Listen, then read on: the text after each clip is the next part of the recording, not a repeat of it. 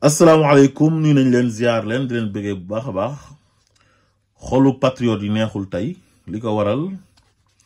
mooy dof boobu noonu ñuy tuddee Adama Fall nga xam ne il fait le tour des plateaux télévisés rawatina ak presse en ligne bi di fenal nit ñi di sosal nit ñi rawatina ak Ousmane Sonko dafa nekk dans l'opposition ñuy acharné wu ci kawam di ko saaga di ko xas ba mu accéder au pouvoir genre gu mel ni Adama Fall nga xam ne c'est des mercenaires ñu envoyé leen ci plateau télévisé yi ay politiciens yu amul courage yu tapet jël leen def leen ay chroniqueurs ñuy saaga nit ñi di xas nit ñi di tuumaal nit ñi rawatina ak nguur gi. xam nga nag lu ma mënta digérer man mooy Ousmane Sonko mu ñu jàpp def ko morom def ko benn serpillère ñoom ñëpp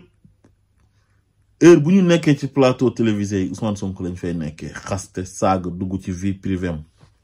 te pourtant Ousmane Sonko ak Diomaye am na yoo xam ne wax dëgg yàlla duñ ko mën parce que dañoo oote rupture bi ñu ñëwee lu ñu njëkk a def mooy justice bi lañ njëkk a changé daf ay assises de la justice procureur yi fa Macky Sall bàyyi woon doyen des juges bu fa Macky Sall bàyyi woon ak juge cabinet yi deuxième cabinet ak troisième ak yépp ñu changé leen indi pôle judiciaire financier bi nga xam ne Macky Sall sax moom moo voté woon loi bi mais ñoom ñoo leen nommé léegi nag ñoom comme rupture la ñuy oote dañoo am yaakaar ne rek li fi amoon à partir de 2021 ba 2024 nga xam ne dëkk bi dafa tàkk justice moo ko taaloon moo tax ñoom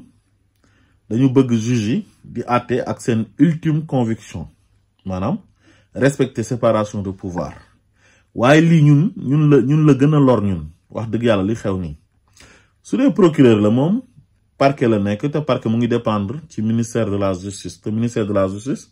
ci exécutif bi la bokk donc le procureur c'est le maître des poursuites mais procureur su fekkee nit wax na lu mu warta wax ci penc mi moom mën na ko convoquer mu ñëw mu placer ko sous mandat de dépôt après nag kuy àtte flagrant délit kooku juge la boo xam ne dafa am liberté maanaam lu nekk ci texte yi moom lay àtte mais des fois yenn yi dafa mel ni sabotage la parce que man pour man li ñuy def ci benn côté baax na au début parce que procédure yi ñuy jaar ni loolu mooy procédure yu normal yi maanaam nit ki flagrant délit nga ko war a àtte nga respecter procédure yi àtte ko flagrant délit bu yàggee ba yàgg une semaine lay doon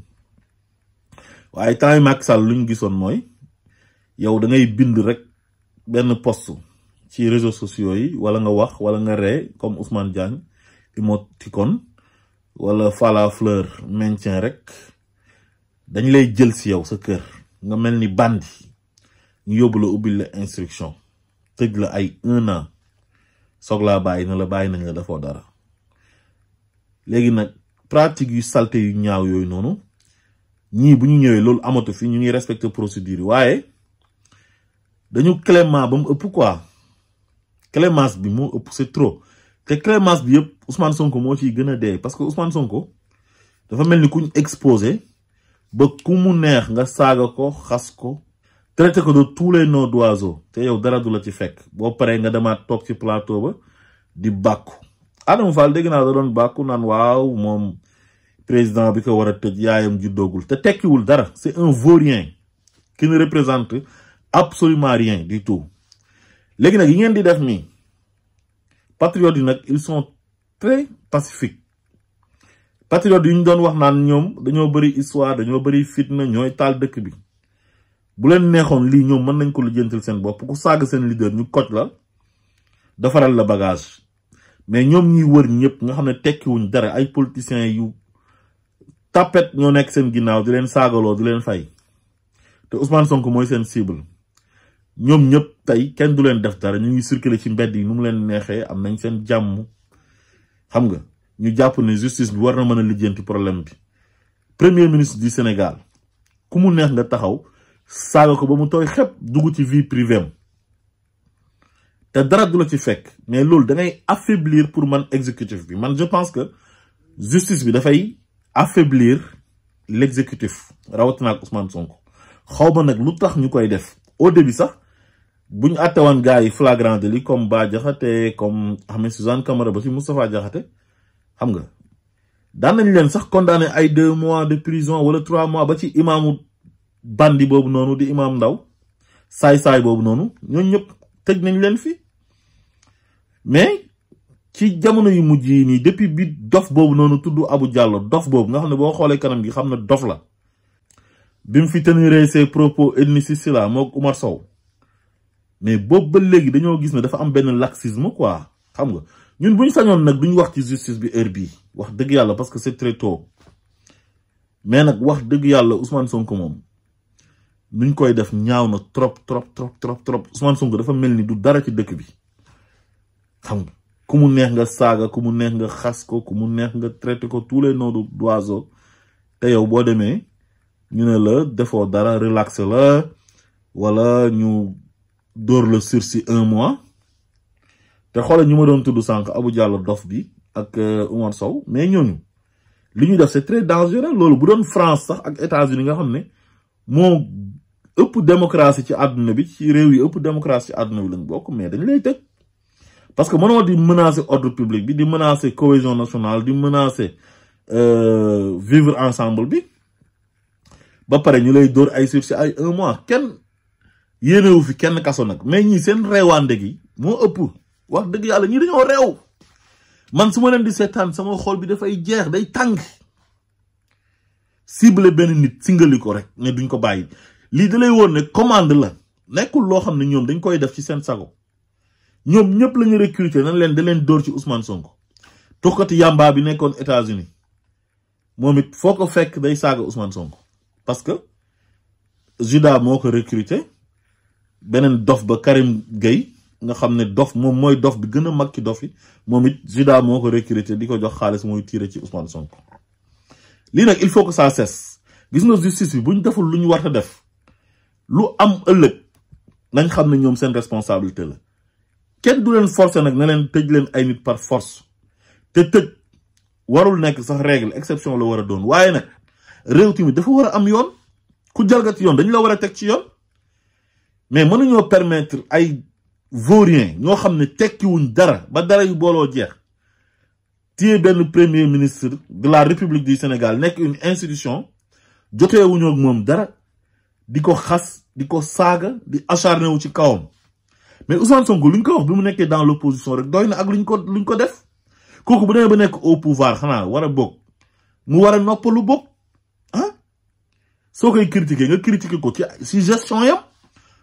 bu tegee benn programme nga ne programme bi ànduma ci bu defee benn réalisation nga ne lii doyuma su waxee dara nga ne waxam ji doyuma d'accorduma ak moom ci point bi ak point bi ak point bi indi ay argument waxtaan ci xam-xam waxtaan ci ay idée mu nekk ay débat d'idée loolu mooy opposition mais opposition boo xam ne ay activistes yoo xam ne soi-disant activistes ak ay soi-disant chroniqueurs ñu leen di alimenter di leen wax ne da leen tirer ci kaw Ousmane Sonko suba ak ngoon guddeeg bëccëg justice bi war a def liggéeyam toog di seetaan xolo Adama Fall tuuma yu bon yu ñaaw yu salte ak fen yu mu fenal Ousmane Sonko ba tudd rakkam ne kooku moom mooy jaay ay billets pour ñu war a dem Qatar 1,5 million te dafa toog rek inventé ko te ñoom ñëpp nga xam ne ñoom ñooy chroniqueur waa système bi yëpp ñu leen di yebal ci plateau télévisé yi ay éléments de langage lañ leen di jox ñuy wër di wax seen association de malfaiteurs lañ teg am seen ay kilifa yu leen di jox ay ordre di leen jox ay instructions ne leen wax leen lii def leen lii en collaboration ak certaines télévisions tey jii ku bëgg a saaga Ousmane Sonko yaa ngi dem Sen TV képp ku saaga Ousmane Sonko bañ xam ne yow léegi da ngay saaga Ousmane Sonko Sen TV da lay recruter wala nga dem TFM ci jàkkaarloo représenté fa ñi nga xam ne ñoom ñooy sonkophobe yi nga xam ne amuñ courage dañuy nëbbatu yore xaalis di fay ay nit ngir ñu leen di saagaal Ousmane Sonko te Ousmane Sonko rek mooy cible bi moo tax Waly Diouf Bodian li mu waxoon au début jël ay milliardaires yu sàcc suñu xaalis ba pare bàyyi leen fii ñuy taxawaalu loolu c'est très dangereux bu ébor nak lolu ñu bayyi ci xel bu baaxa baax parce que ils sont capables de tout. C'est très important. Te ñu ngi ubbi ay télé en ligne yu bari yi ngeen di gis ni yépp ñom ñokay ubbi diko jox nit difa tek sen ay nit ñuy inviter sen ay kat ñuy saga Ousmane Sonko. Lolu nak il faut que ça cesse. Justice bi bu ko lijjantiwul